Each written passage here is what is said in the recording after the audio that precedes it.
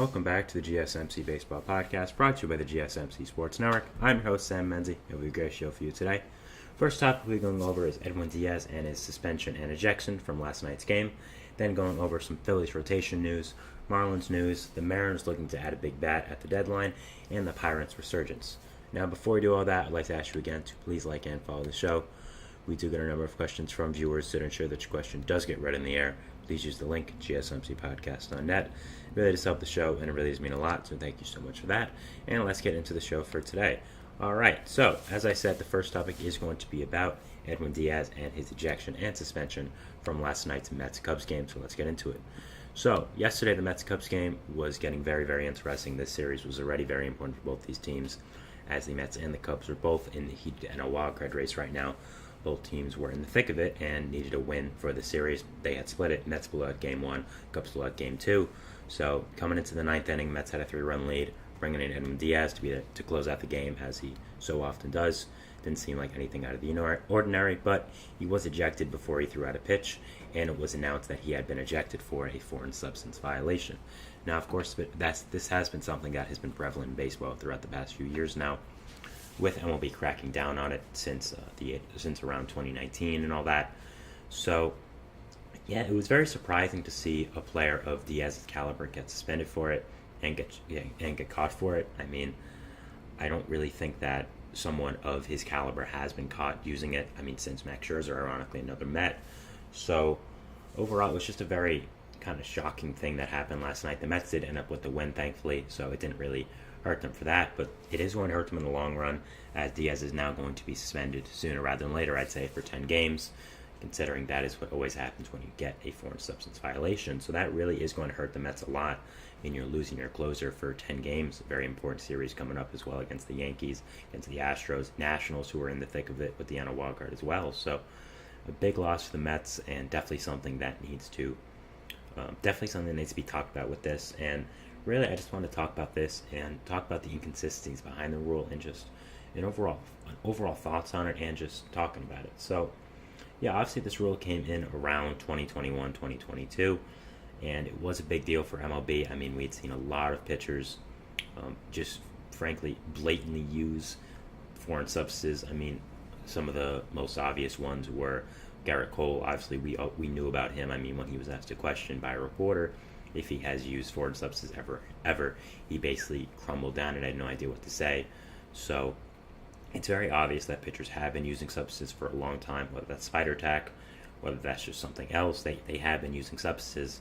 And, I mean, Tyler Glasnow even admitted that he used it, and he thought that the rule was not great and it was going to hurt a lot of pitchers' arms. So there was a lot of controversy around this rule, and it is going to continue now for the next 2 weeks or so because of this Diaz suspension and ejection, and where the Mets and baseball will go on from now.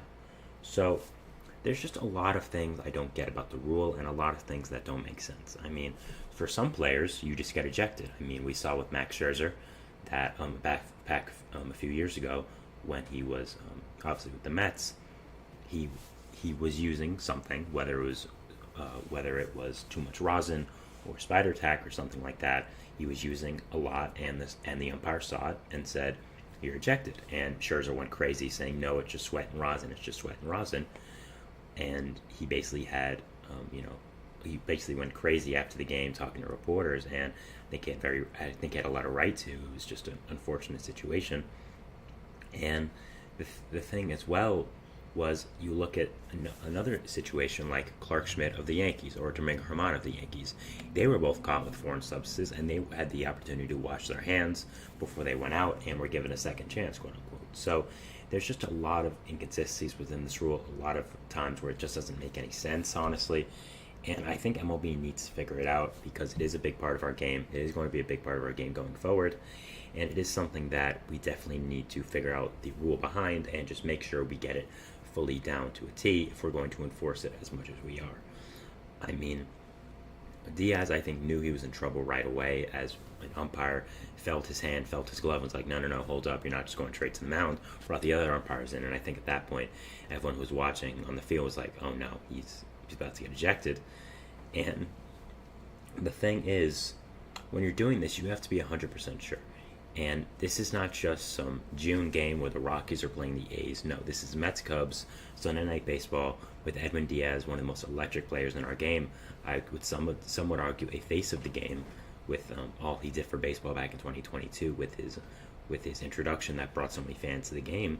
So you have to be extra sure because of the publicity you are going to get with a situation like this. And I'm just not sure if that was followed. I mean, Diaz has maintained the fact that he was not using anything illegal. He was just using sweat and rosin and a little bit of dirt, like he always does, like a lot of pitchers do. And instead, the umpires basically say, no, you're lying. You were using foreign substances. We checked a lot of hands. We checked a lot of gloves. Yours was very, very sticky, and it was not up to the limit. It was not up to the legal amount that you could use. And, that's just kind of it. And Diaz really can't do anything about it. He'll be suspended for 10 games. And in a very important stretch for the Mets coming up to the All-Star break, that is going to be something that really is going to affect them. A starting pitcher getting suspended, of course, is still bad. I mean, you look at the Astros, Ronald Blanco was suspended for them, who was a big part of their rotation. He was suspended, so of course that's a big deal. But a closer is pretty significant more because a starting pitcher, it's only 10 games. That's 2 starts, maybe even 1 if you only pitch 6 days or so. So with Diaz, he pitches probably every other day, and he pitches sometimes 2 days in a row if the Mets have a lead. So you're now losing him for 10 days, a real 10 days, because he's not a starting pitcher. He's a closer, a reliever, who doesn't start. So you're missing him for 10 real days. You now have 1 less bullpen arm for 10 days. So you only have 6 bullpen arms now for a 10-game stretch against teams like the Astros, the Nationals, the Yankees. That's really tough. So I just think there's a lot of inconsistencies with this rule, and you really have to figure it out. I don't understand how a player as important to a team as Diaz, or just any player at all, can be ejected for using something that's legal. Sweat and rosin is legal. It is completely legal by MLB. I'd say almost every single pitcher uses it. And the fact that you can get ejected for it because you're using too much of it is blatantly insane to me, and I think that we need to figure out the rule. Okay, are you going to put a limit on how much rosin and sweat a pitcher can use, or is it just spider tack, a legal substance like that? So I think there are a lot of inconsistencies with this rule.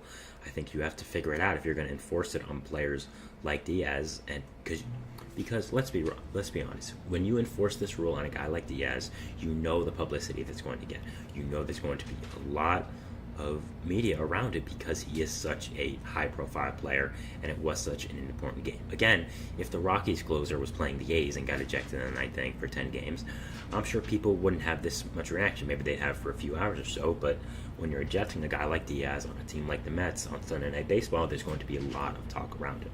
So I think you have to be extra careful and just make sure you're doing the right decision. And I just think there's a lot of things wrong with this, and the fact that you're not able to tell your side of the story, it's just automatically you're gone, I think shows a lot of inconsistencies with this rule, and really is just it's not great to me. I think, again, if it's going to become such a big part of our game, as it obviously has, you have to get it nailed down to what is the rule and what can you use, what can you not use, and all that. So yeah, that's what I definitely think needs to happen right now if you're the umpires, if you're MLB, and yeah, just definitely get the rules nailed down for this kind of situation. Now, looking at the Mets, I am going to talk about them more tomorrow. I'm going to be doing a full Subway Series preview. Most likely will be the first or second segment, so I'm not going to go too deep into the Mets right now. But yeah, losing Diaz for 10 games is really significant. It's not just losing Diaz, which of course is awful, but also you can't bring up anyone to replace him, which the rules suspension. So you're now only going to have 6 relief pitchers for this 10-game stretch against some really tough teams. Drew Smith, one of the Mets' other relievers who pitched in high leverage, looked like he was fighting an injury in the 9th inning last game as well, so that could be something that really does hurt them. So, yeah, just overall is a disaster right now, and if he really wasn't using anything illegal and it was just sweat and rosin, I think that this is really just a tremendous loss by MLB. I don't think this was the right decision, and I really think you have to nail this rule down for the future because it has become such a big part of our game. So I definitely think that needs to happen. And I mean, the Mets, though, they're still rolling, still doing great. I mean, they just won 2 out of 3 now from the Cubs, went 4 out of 6 on the stretch versus the Rangers and the Cubs, both away. We'll, of course, be playing the Yankees now in the Subway Series in Citi Field, so definitely an important series for both teams. Again, we'll be talking about it tomorrow more, so don't want to go too into it. So, yeah, if I'm the Mets, Really unfortunate situation, but hey, you're still doing really well, so don't let this bring you down. Playing the Yankees tomorrow. Big series. Will be very exciting to watch. And so that was it for our first segment here, talking about Edwin Diaz and his ejection and suspension from the Mets game for an illegal substances violation. We're going to our second segment here, which is going to be talking about the Marlins and some overall news involving them. So, I think I messed up the segment 2 and segment 3 text here, so I'll fix that. But, so we'll see you after the break. So thanks, and bye. I feel like I'm losing my mind. Is everybody in the world blind? Please, Lord, give me a sign, a sign. I feel like I'm losing my mind. Is everybody in the world blind? Please, Lord, give me a sign, a sign. I wanna be the greatest. Everybody on the fake shit. I look around and feel like everybody is the fakest. I make this every day and I'm impatient, hoping one day I blow up from the basement. Statement, the top is so vacant. I don't hear shit that I think is amazing. Waiting for my day when I'm playing sold out shows for 1,000 faces. Hey, give me that crown, get in my way and to be put down. It ain't your place, all this my town. If I want that shit, then I'll get it right now. I'm losing it, the noose it fits, some losing shit, a stupid myth. You choose to live or choose to dip, you choose to fight or lose your grip and lose a gift. I feel like I'm losing my mind. Is everybody in the world blind? Please, Lord, give me a sign, a sign. I feel like I'm losing my mind. Is everybody in the world blind?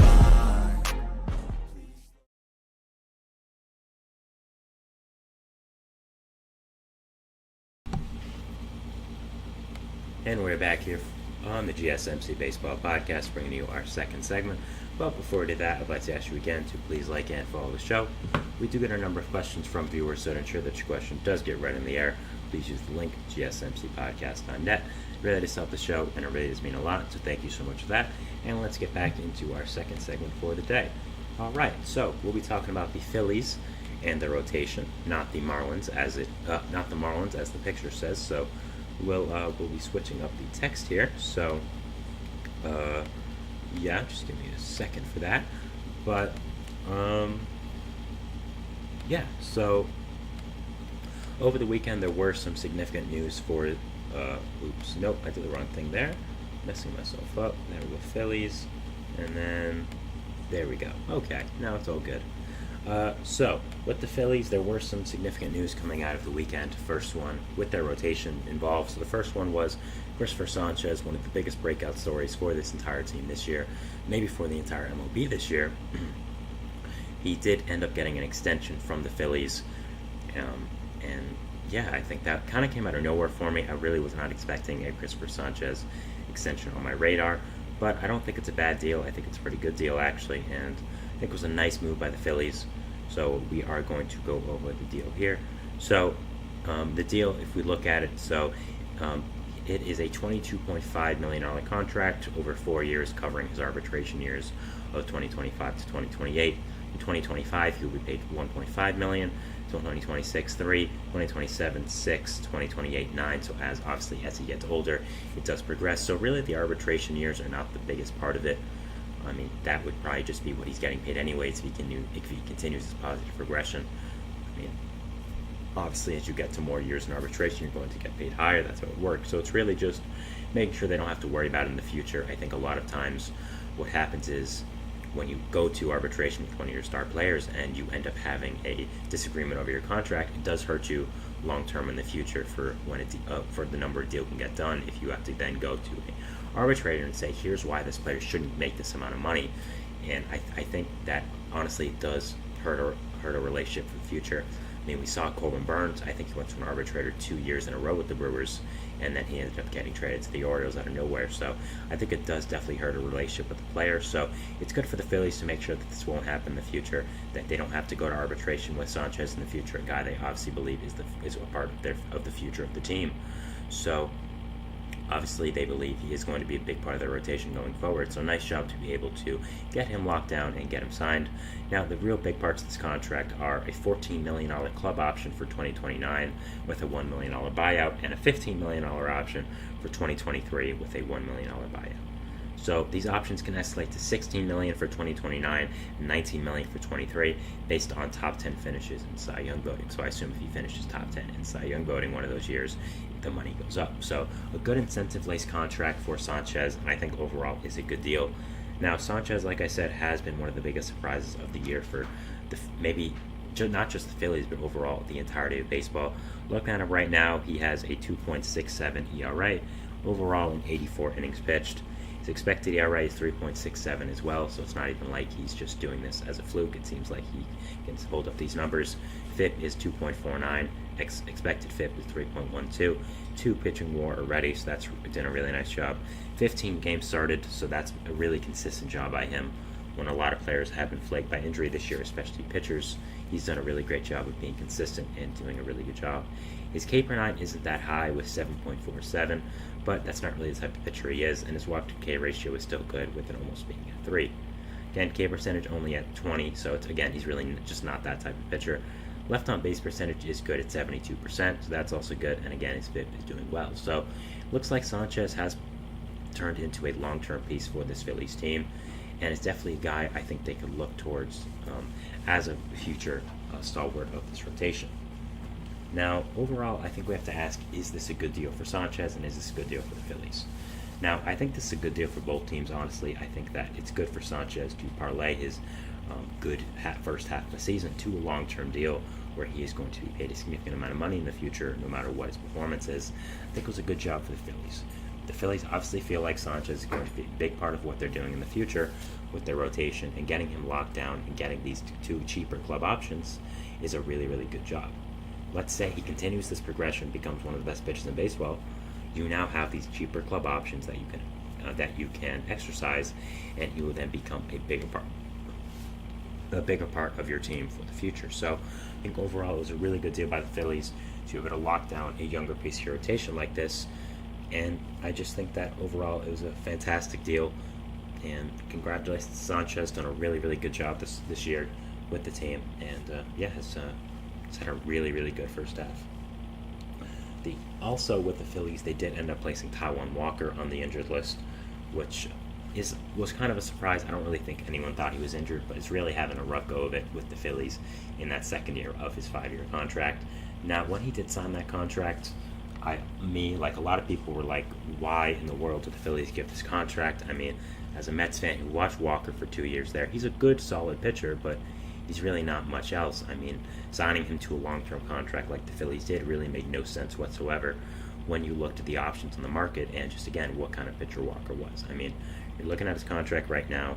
He has $18 million on his contract this year, then $18 million for 2 more years. So it was only a 4-year contract, not 5, like I said, but still a significant contract for a guy who's never been nothing more than a mediocre pitcher in his career. So it really just made no sense whatsoever at all, and just something I really did not know why they gave it. So apparently the Phillies thought he had a lot more untapped potential, potentially using his sinker more, but just no, it has not worked out. I didn't think it would work out.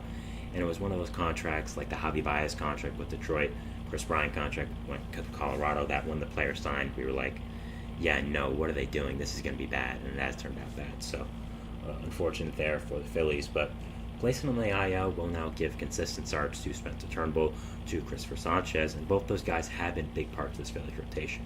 Turnbull, of course, was a minor signing coming over from Detroit and has done a really, really fantastic job in this rotation, filling in for Walker when he was hurt before, and just overall has been a great spot starter for this team. So, sorry about turning the mic off, did have to cough there, but I think it is a good job by the Phillies to recognize that Turnbull is the better player at this point. And if you're the Phillies, do you try to trade Walker? Like, I mean, he's only in half of, half of the second year of a 4-year contract that was pretty significant. But at this point, I just don't know what his future is with the team. I mean, Nola, Wheeler there for a long time, Ranger Suarez there for a long time, Sanchez, of course, now is here for a long time, Turnbull has done fantastic. So I just don't know how you can justify keeping Walker and making him a big part of his team. So I think it is going to be very interesting to watch Walker's future with the Phillies and just overall what is going to happen with this team. So that is a storyline I'm definitely following for the rest of the year with Taijuan Walker, how he's going to end up doing, and just overall what his future does look like with this Phillies team, because I just don't envision a long-term one. I'd be surprised at this point if he is on the team after this year. You could potentially make him a spot starter or a long relief arm, but you're paying a lot of money for that, and you already have a lot of contracts on the books. So I wouldn't be surprised if they try to attach a prospect to him to get rid of his contract, maybe even just release him. But yeah, this contract has turned out to be a disaster. So already with his tenure at Philly, Dave Dombrowski, I'm not the biggest fan of him, but he has done a lot of great contracts in his Phillies tenure. But really, Walker has been easily the worst and just the worst decision. Nick Castellanos is also not turning out great as well for the Phillies. So that could potentially be another albatross they look toward in the future. But yeah, this Walker contract really has turned out bad, and it's definitely going to be something that impacts them for the rest of the season, and maybe even long term as well. We're looking at their payroll. So yeah, just looking at the Phillies right now, I mean, this team is just so good. The pitching depth they have is incredible. I mean, Walker right now is their sixth starter, and as much as I have been trashing him a little bit, he's a good depth arm. It's just the way he's getting paid. You're not paying him to be a depth arm. He's a fine spot starter. It's just, again, he's not being paid like that. So right now, the Phillies have 6 guys they can have out there and start a game and feel confident with. The bullpen is really great. Jose Alvarado closing games. Some other high-leverage relief arms in there that are also really good. The lineup is, of course, incredible. They got Trey Turner back, got Brandon Marsh back. Could potentially get J.T. Realmuto back sooner rather than later. Bryce Harper, of course, having an amazing season like always. Kyle Schwarber doing amazing in the leadoff spot. So yeah, this Phillies team is fantastic. One of the best teams in all of baseball. Easily the best team in the NL right now, and just has done so great this year. And when you're going into the playoffs, pitching is easily the most important thing. And the Phillies right now are up there with teams like the Royals, who have an absurd amount of pitching depth. And I think when it comes to the playoffs and when it comes to those long-term runs, the Phillies are going to have an advantage because of the pitching depth they have. And you even also have the possibility of calling up a guy like Mick Abel, Andrew Painter, to start games as well. So overall, if you're a Phillies fan right now, you have to be excited for the rest of the year. You still do have some holes, like corner outfield position, but you could look to trade for that at the deadline. You have some prospects, so they could look at that. But yeah, Phillies right now look fantastic and just are doing a really great job. So that is it for our second segment here, talking about the Philadelphia Phillies and some rotation news. We're moving into our third segment, which is going to be talking about some Marlins updates with their rotation and just looking at the trade deadline as well. So yeah, we'll be going over that, and we'll see you after the break. So thanks, and bye. Looking for your daily fix of sports talk without having to pay for it? GSMC Sports Network is available on YouTube. Just search GSMC Sports Network. Get your fix of daily sports talk shows on YouTube, absolutely free. NFL, college football, NBA, MLB, MMA, UFC, fantasy football, and so much more. GSMC Sports Network has shows running all day long, with new sports shows starting every 2 hours. Just like on your favorite cable sports channel, except GSMC Sports Network is absolutely free. Just search GSMC Sports Network on YouTube to catch one of your new favorite shows, like the GSMC College Football Podcast, Chip Shot Football Podcast, Hoops and Heels Women's Sports Podcast, GSMC Basketball Podcast, and so many more. Check it out for yourself. GSMC Sports Network, now available on YouTube absolutely free. Search GSMC Sports Network on YouTube right now. And we're back here on the GSMC Baseball Podcast, bringing you our third segment, which is going to be talking about the Miami Marlins and some updates around their team and just the rotation. So yeah, let's get into it. The Marlins are not a team I really talk about much on the show for a good reason, because simply put, they're really bad. I had them very low on my power rankings on Friday. Obviously, one of the worst teams in baseball. Have already started to give up on the season, trading one of their better players, Luis Arias. in the middle of May, which never happens. So obviously the Marlins are not a team that I think highly of, and I don't think are very good. But there was some news about them over the deadline, and I did want to talk about it. So, yeah, first of all, they placed two of their starting pitchers, Jesus Luzardo and Braxton Garrett, on the IL, both with arm injuries, so that was pretty significant. Now, Luzardo was having a really, really rough season so far with the Marlins, was doing really, really poorly. A guy that was potentially going to be looked at as the biggest piece traded at this deadline. I mean, I forgot which insider said it, but one of the big MLB insiders said that Luzardo was the single most likely player to be traded at the MLB deadline, and we will be talking about it later, but I think this definitely hurt him. I mean, you look at his season right now, you look at his ERA, he had a 5 ERA in 12 games started. Really, really rough go of it for them. And yeah, his K per 9 was down over 3, his walk per 9 was up, and yeah, he's just having a really, really rough season, and I think potentially going on the IL could help him out and just give him a little bit of time off for this Marlins team and be able to regroup himself and become the pitcher that the Marlins and the league knows and loves.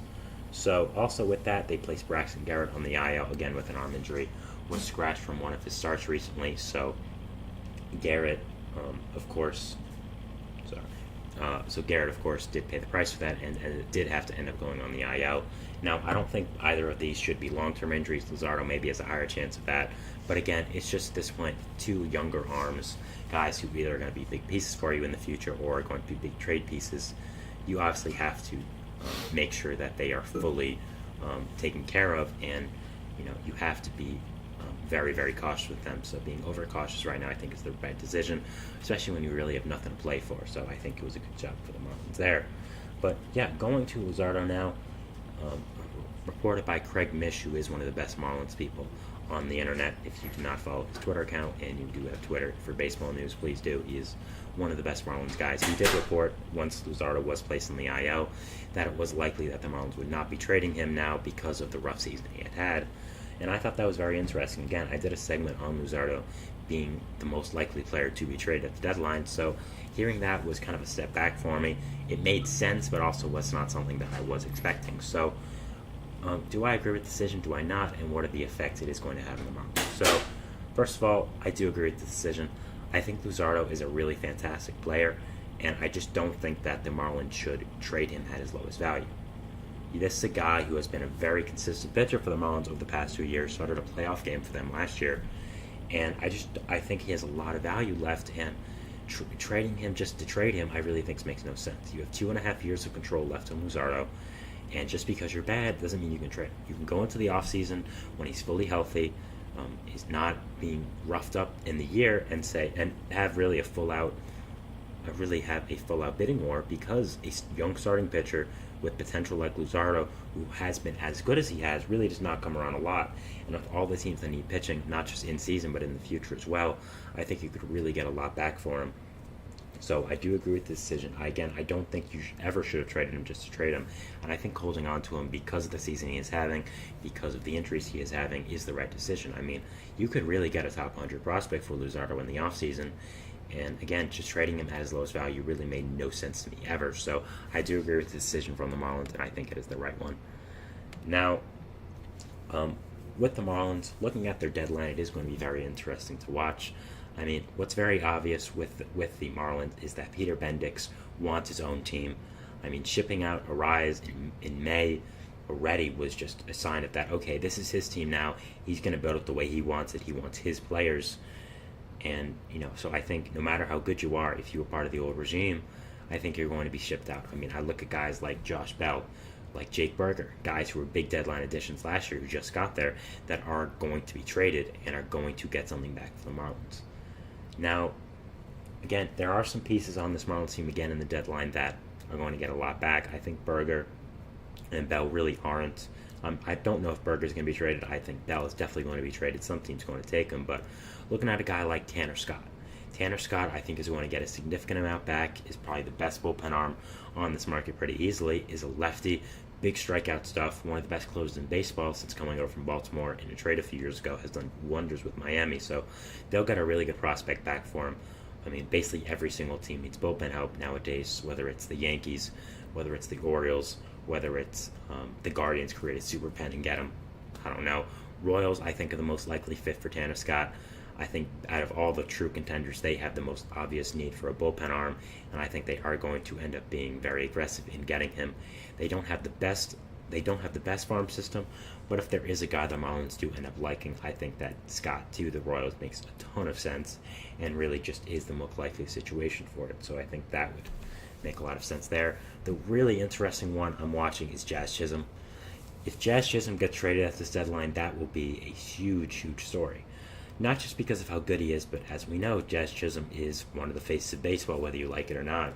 He's on a very fun team. Well, they were fun before they ended up being horrible this year. Plays the game with a lot of energy. He's very known because of what he did the past few years when the Marlins were good, being on the cover of MLB The Show, his whole personality. So I think he is going to get a little bit more back than his skill level because he is a name and because he is marketable.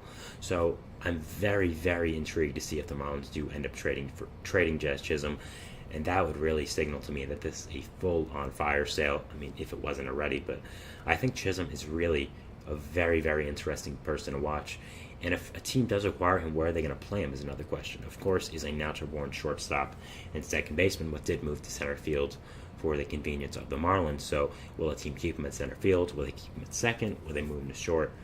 So it's going to be very interesting to watch Chisholm, his market evolve, and teams that could look to trade for him.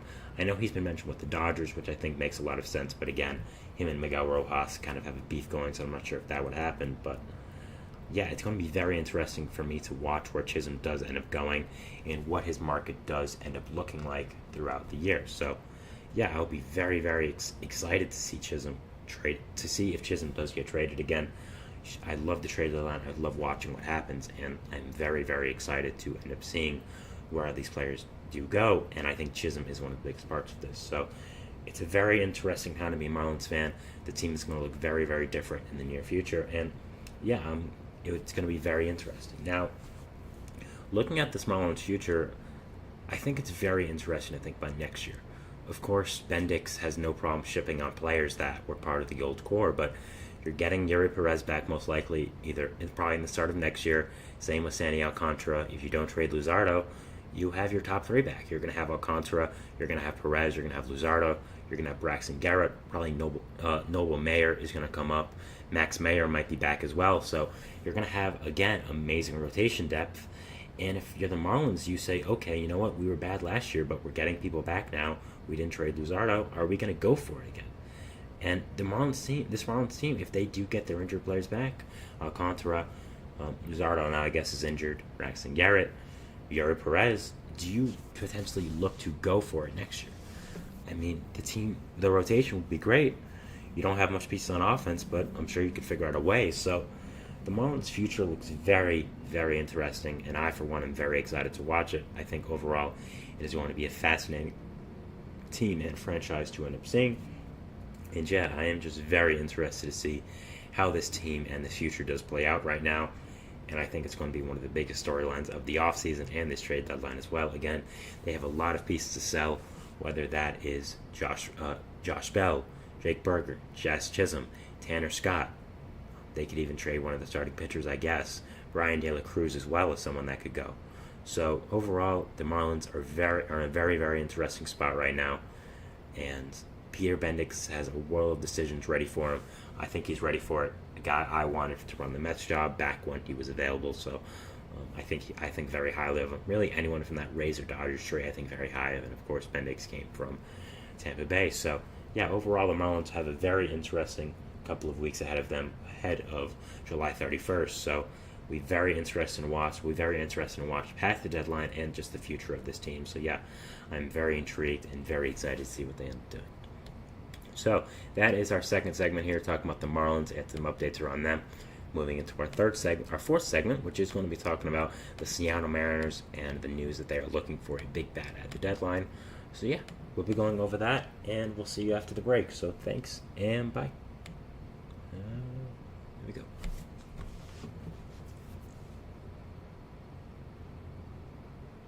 For the best and latest podcasts available anywhere, go to the podcast app on your cell phone and type in GSMC. to access free content-rich podcasts on health and wellness, book reviews, sports, entertainment, relationships, social media, movies, technology, finance, and even weird news. Subscribe and download the GSMC Podcast Network's family of shows, available everywhere podcasts are found.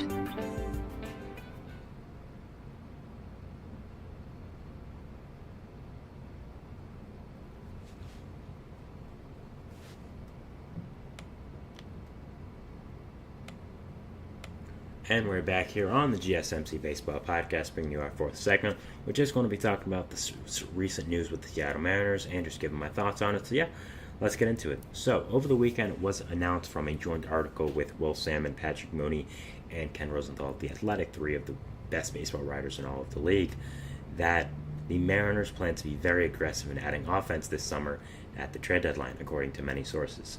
Now, another part of this that was big was that money was expected to not be an issue with this Mariners team, which is great news if you are a Mariners fan. Of course, they have caught a lot of flack over the past few years. With money being an obstacle in their team, and I'm very excited to see that they are not using this as an excuse to not get better, and I think it's a great job by them, and I'm very excited to see what they end up doing. So, the Mariners are obviously in a very interesting spot here, leading the AL West by a significant amount, with the Rangers and the Astros having really underwhelming seasons so far. The Mariners have used their pitching depth to really take ahead of this AL West right now. Of course, are 6 games above the Astros, so have done a really great job this year. Just the offense is, it's okay. Their weighted runs created plus currently is 97, so really they're a little below average overall. A lot of their players have underperformed, so they definitely do need to add a big bat, and there are a lot of players that I think make a lot of sense for this team. Now, in the article, they do mention a good amount of players that could potentially be fits for this team. Of course, you have Tommy Pham, Eloy Jimenez, Jazz Chisholm Jr., Brian De La Cruz, Taylor Ward, Luis Rengifo, Brandon Drury, Brett Rooker, Miguel Andujar, Randy Rosarena, Jesse Winker, Mark Canha. I think all those players are going to be available at this deadline, make a lot of sense, and I think, fill different needs for this Mariners team. So I did want to talk about some players I think make a lot of sense for this Mariners team, and what they potentially look for in each player. Now, the Mariners are very interesting with the lineup, as they did end up making a lot of different decisions with it. Of course, they didn't offer a qualifying offer to Teoscar Hernandez, who did end up leaving to go more west with the Dodgers, and has ended up having an amazing season with them. Now, I don't know if Teoscar would have had the same season with the Mariners that he is having with the Dodgers, considering just the Dodgers are in a much better position than the Mariners are, and are a much different organization, so I'm not going to hold that one against them. And plus, he did not look really good in his time with the Mariners last year. But also, they shipped out Eugenio Suarez, which has turned out to be a great decision, as he has been a disaster for the Diamondbacks third base. Ended up shipping out former top prospect Jared Kelenic, really in a salary dump, which is a big decision for them. Again, has turned out to be fine. I mean, Kelenic's been a fine player for the Braves. Nothing really significant to talk about. But yeah, just they made a lot of decisions this offseason with the money, and then ended up trading for Polanco, ended up signing Mitch Garver, who have both been okay. Both have definitely not lived up to their potential, but at the same time, both still have a lot of room to grow and room to end up being the players that we all know about them. So a lot of interesting decisions made by the Mariners here, and I did want to give 4 names that I think made some sense for this Mariners team and were potentially good fits. So first 2 I want to talk about were our older rentals that aren't long-term, but aren't long-term and are just for this year and are just really short-term fixes. So the first one I did want to talk about was Tommy Pham of the White Sox. Now, Pham, of course, did sign with the White Sox very late into the year and has become a really great bat for this White Sox team. I think calling him the best bat on this White Sox team would really be underwhelming his abilities, because I could probably be the best bat in this White Sox team, and I was not very good when I played baseball. So, I don't think it's a lot to say, but he's had a really nice season with them. 109 weighted runs created plus. Is in it. Did recently get injured, so I think that might have been affecting him a little bit. But has cooled down off a little bit, but still is a really fantastic player and brings a lot of heart to this Mariners team. Brings a lot of hustle, just brings a lot of leadership to this team, and he's just a very, very solid bat. I mean, there's really no other player more solid than Tommy Pham. He just hits the ball hard, hits it well, is a professional hitter, can play corner outfield if you need him to, plays DH mostly, but can do either, so brings some versatility there, and I just think would be a good short-term fit for this Mariners team. And just if you don't want to shell out a lot of prospects, I think getting Pham for this team would be a great move and would overall end up helping your team a lot. Again, I think you need someone higher than him, but if you don't want to go all in and you don't think there's anyone at this deadline that is worth going all in for, which I would understand, I think getting him would make a lot of sense and would end up being a very good move for this Mariners team, and I think Pham would make a lot of sense for Seattle. Next, we have kind of in the middle, not all in, but definitely not just a rental, a long-term piece for this team. I have from the Oakland Athletics, Brent Rooker. Now, Rooker was a guy who was a throwaway a few years ago with this A's team, and really was not thought of much, but has been absolutely fantastic with them over the past 2 years. Last year was really, really great as the DH of the A's. No one traded for him because they were kind of like, okay, you know what, he's having a good season, but is it really legit? I'm not sure if Rooker can keep up with it, and he's done just that this year, having an even better season than last year with the A's, and has become a very, very hot trade commodity right now, and is someone I definitely think is going to end up being traded for the A's. Is the A's, of course, second biggest trade chip behind Mason Miller, who I don't think is going to be traded. So, yeah, I think that Brent Rooker would be kind of a middle part. He has 3 years control left after this with arbitration, and would definitely not be cheap, but isn't going fully all in, as he's more of just a DH type. Can play first base, I believe, but again is more of a DH type. So I think this would be a great bat for the Mariners to get. I think Rooker makes a lot of sense in this lineup as a big righty bat that can slot into the 3, 4, 5 spot. Would add a lot of more depth to this lineup overall, and I just think would be a great, great move. I think would cost a good prospect, but not someone that would maybe be in the top 100 or someone that is really significant to your future. So I think Rooker would be a fantastic add to this Mariners team. I think he makes a lot of sense, and overall would just be a great, great addition to this team. Again, the Mariners have a very, very good farm system right now, so trading a big-time farmhand wouldn't be that big of a deal, I'd say. I mean, you have a lot of good pieces in this farm system. So overall, looking to get Rooker, I think, will make a lot of sense, and I think will be a very good fit for this Mariners team. Now, I did forget to mention the other rental I was talking about with Pham. I said 4 players. So that was also going to be Mark Canha of the Tigers. Canha, I think, would be a perfect fit for this Mariners team. He isn't having the greatest season, but it's still been solid. Another former Met like Pham. Can play first base, can play the corner outfield, can play DH. Is a versatile bat there, and is just a good veteran bat that you can rely on to hit. That's really just what he does. With the Tigers having a very underwhelming season, I think adding Canha would make a lot of sense, and I think overall would be a very, very good addition to this Mariners team. And another rental I did want to mention. But now, if the Mariners want to go big game hunting, it's a man I've mentioned on the show before, who I think will be a perfect fit for this team, and that is from the Chicago White Sox, Luis Robert. I think Robert is such a great fit for this Mariners team. They need another outfielder. Brings a lot of defense to this team. Would allow you to play him in left field or right field. Maybe even move Julio. Would be very interesting to watch, but would definitely improve your outfield defense with both of those guys in the outfield. And Robert, you look at him, he has 4 years of control left, 2 years of club options at the bottom.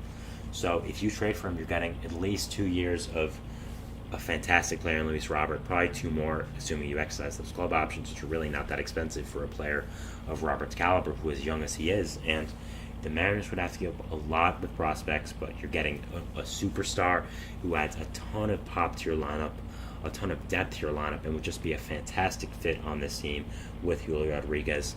Again, if you're looking to go all in, I think Robert is the perfect fit for this Mariners team. Just adds so much to this team and lineup, and I think, again, is an amazing, fantastic fit.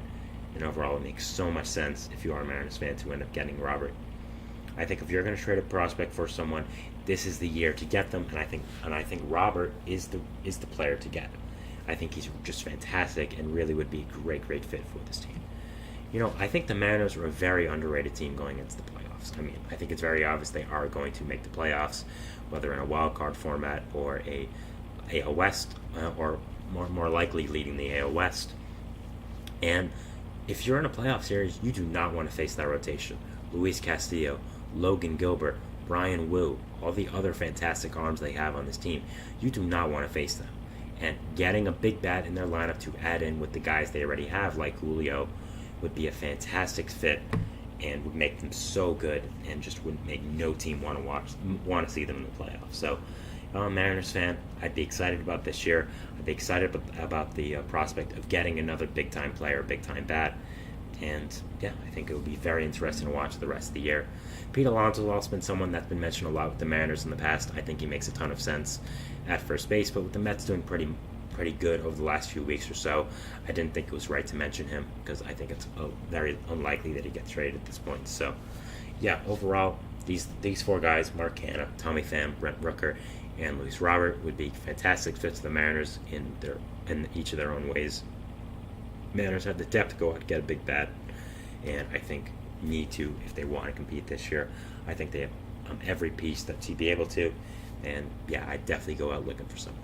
So that was our fourth segment here, talking about the Seattle Mariners and the hunt for a big bat on the trade market. Going to our fifth and final segment here, which is going to be talking about Paul Skeens and the Pirates' resurgence over the past few weeks or so. So yeah, we'll be talking about them, and we'll see you after the break. So thanks, and bye.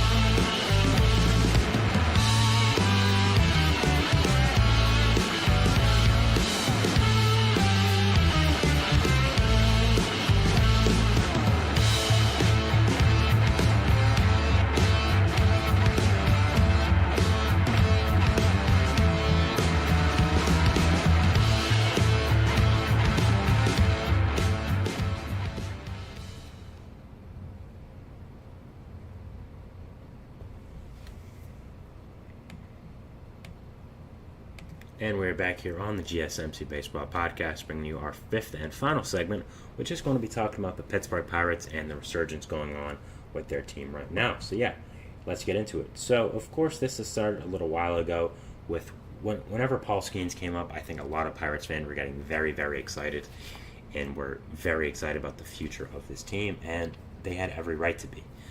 Bringing a player like Skeens up, a prospect like Skeens up, who is probably the most hyped prospect since a guy like Steven Strasburg, was room for celebration. I mean, this Pirates team, this Pirates franchise has been kind of a disaster for a long time now, and having a guy like Skeens come up was very, very exciting for you guys and was a big, big deal. So I think that overall, bringing up a player like Skeens was room for celebration, and he's been everything you've imagined so far. And the Pirates, again, have really been on a resurgence as of late, and are very good, actually, and if you're a Pirates fan, you have to be excited about where this team's going. So Skeens had another fantastic start yesterday, I believe, getting 7 innings pitched, giving up 6 hits, 1 earned run, 1 walk, 8 strikeouts. Did a really, really great job again for the Pirates. Has just had such an amazing season and has overall been such a fantastic player since coming up. It was also against the Rays, who don't have the greatest offense, but it definitely aren't bad. So still was a very good job by Skeens to be able to start this game and do the job as he has. So I think, again, the impact Skeens has had on the Pirates franchise has been undeniable. Since he's come up, there's been a new lifeblood in this Pirates organization and this franchise. Fans have come out to the ballpark more often. Players have looked energized. People have been following the Pirates. The Pirates have been on national television being talked about for many, many times, and I really think that Skeens is one of the future faces of baseball and has done just, again, such a fantastic job. I've talked about it a lot in the show, but one of the things that I've been so impressed with Paul Skeens is just how he's been able to handle pressure. I mean, he has a very public personal life with his relationship going on right now. He has, which I think people might laugh at and call me crazy for why I'm bringing it up, but I think it's a very notable thing when you're talking about a guy like him. A lot of people would have crumbled under the pressure with everything going on off the field to focusing on the field, and he's done it with just a smile on his face and just been blowing hitters away with his Romero power fastball. He had all the pressure on him in the world coming up through the Pirates organization. Did great. All the pressure in the world facing the Dodgers. Did great there. All the pressure in the world coming up, making his MLB debut. Again, being heralded as the face of the Pirates franchise right when he got drafted, and has just done such a fantastic job keeping within himself and just being a great face of this organization and this team. And yes, Skeens has just been absolutely incredible so far, and has been a player that I love to watch, and I think every single other fan loves to watch. And really, they're making people want to watch the Pirates, and who would have thought that would have ever happened? So, if you're looking at the Pirates right now, they have a really fantastic future. I mean, you of course have Skeens, you of course have Jared Jones, you of course have Mitch Keller. That's a really dominant 1-2-3 rotation punch for the future. Those are three guys that are young, under control, and have been fantastic. Keller started off the season a little rough, but has done really well since it, and has just been a fantastic player. You of course have a nice hitting core with Brian Reynolds leading it. Tamar Johnson will come up soon. Will be another former first overall pick, helping this Pirates franchise out. Henry Davis hasn't even gone to his level yet. Andy Rodriguez, who has been hurt for the rest of the year, is coming up next year. Will be another guy that really is going to end up helping out this Pirates team. So this Pirates team has a lot to look forward to right now for the future, and also looking at the current as well. There's a lot to like, and a lot of things that, if you're a Pirates fan, you're very excited about. Looking at this team right now, they are third in the NL Central, are only 7 games out, which seems like a lot, but I mean, for a team that was where it has been for the past 2 years, that's really not that bad. 2.5 out of second place. They are currently 1.5 games out of the wild card, which again is a little less impressive than other years because of how many teams are in this, but they're above teams like the Giants, the Reds, the Cubs, who were projected to be significantly better than them. So the fact that they are being able to do this right now is a really fantastic job. And look, what I'll say is, I don't want to face the Pirates in the playoffs. I'll just say that now. If I'm a team looking to be in the NL wild card, I don't want to face the Pirates, especially in the first round. A pitching trio of Skeens, Keller, and Jones is absolutely scary to face, and 3 dominant arms. And yeah, if I'm a fan of a team who's playing the Pirates, I'd be scared, because if they get any sort of offense behind them, it might be over. If they get 2 or 3 runs, I don't know how you're scoring after that against Skeens, against Keller, against Jones. They also have a good back end of the bullpen with Chapman, who hasn't done as great this season, but still is a good piece. Still, of course, Chapman. Colin Holderman is a nice setup man. David Bednar, again, hasn't had the greatest season, but still has been one of the best closers in baseball over the past few years, so still brings a lot to this Pirates team. So I definitely don't want to face the Pirates in the playoffs, and I think a lot of teams are quietly hoping that they don't make it. And even though they don't look as scary on paper, pitching means a lot in the playoffs. And I talked about it with the Mariners, but the Pirates have an amazing trio, an amazing pitching core. And yeah, overall, I'd be very excited about my future if I'm a Pirates fan, because again, if they manage to sneak into the playoffs getting that 6th seed, if you're the 3rd seed, who is most likely going to be the Brewers, even though they're their division rival, do you really want to play Skeens, Jones, and Keller? That's really tough. Those are 3 dominant young arms that I'm sure want to prove themselves in the playoffs. So overall, this Pirates team is looking very scary for the future. Have a lot of potential going for them, and yeah, I think they're just really a fantastic trio. And again, you have Brian Reynolds, who's doing very well with the hitting core. Connor Joe is also a very solid player. Andrew McCutcheon's solid, and you have the potential to add some with the deadline. I'm not sure if you're going to want to add a rental, maybe like a Mark Canha or a Tommy Pham, but if you want to add a guy like a Brent Rooker, I think would make a lot of sense. I don't think you have enough to go out and get a Luis Robert type, but this Pirates team has a dominant rotation, a really good bullpen, an offense that has some pieces that also are underperforming. Nick Gonzalez is also a guy I didn't mention who's also done a really great job. They have the opportunity and the ability to add someone else of great potential. So if I'm a Pirates fan, I'm feeling very good right now. If I'm other teams in the NL, I'm quietly looking at the Pirates saying, there's a lot of other teams I'd like to be in the playoffs than the Pirates. So I think quietly this team is turning out to be a real contender. They're only 3 games under 500 right now. And this is Skeens still not when he settled in. I mean, he's only made a handful of starts at the big league level. How dominant is he going to be in the future when he's used to MLB and used to everything that comes with it? So if I'm a Pirates fan, I'm very, very excited about where our future's going. I'm very excited about how Skeens has looked so far, and he's been so fantastic with you guys. And overall, he's just been an amazing, amazing player, and is someone that truly, really brings a lot to the table with you guys. And the future's looking bright in Pittsburgh, and I don't know if you could say that a few years ago. And again, a lot to like if you're a Pirates fan right now. And again, they're just the whole franchise is really looking revitalized. With Skeens, with Jones, with Keller, fans are coming out to the ballpark. They're supporting their team. You're hearing a lot about the Pirates on national news networks. People talking about them because of Skeens, just because of this rotation, because of how fun they are, and the way they've been able to handle this pressure, the way they've been able to just keep everything going and be a fantastic baseball team has been very, very impressive. And we could be looking at one of the next great young baseball teams. And as much as people want to complain about tanking in sports, this is what happens when you tank. You get the chance to get generational players like a Paul Skeens who help to revitalize a franchise like this and get everyone back on board. So if I'm a Pirates fan, I'm very excited where our future can go, and I'm very excited overall about this team. So that is it for our show today, guys, and the end of our 5th segment. I want to thank you so much for watching. Remember to like, subscribe, and the notification bell to notify not only when I upload, but when all the other great content creators on this channel do. Remember to follow us on Facebook, Twitter, TikTok, and Instagram for more content and updates. It's a beautiful day outside. Enjoy it. Have a great, great day, and we'll see what baseball throws at us tomorrow. Thank you, guys, and bye.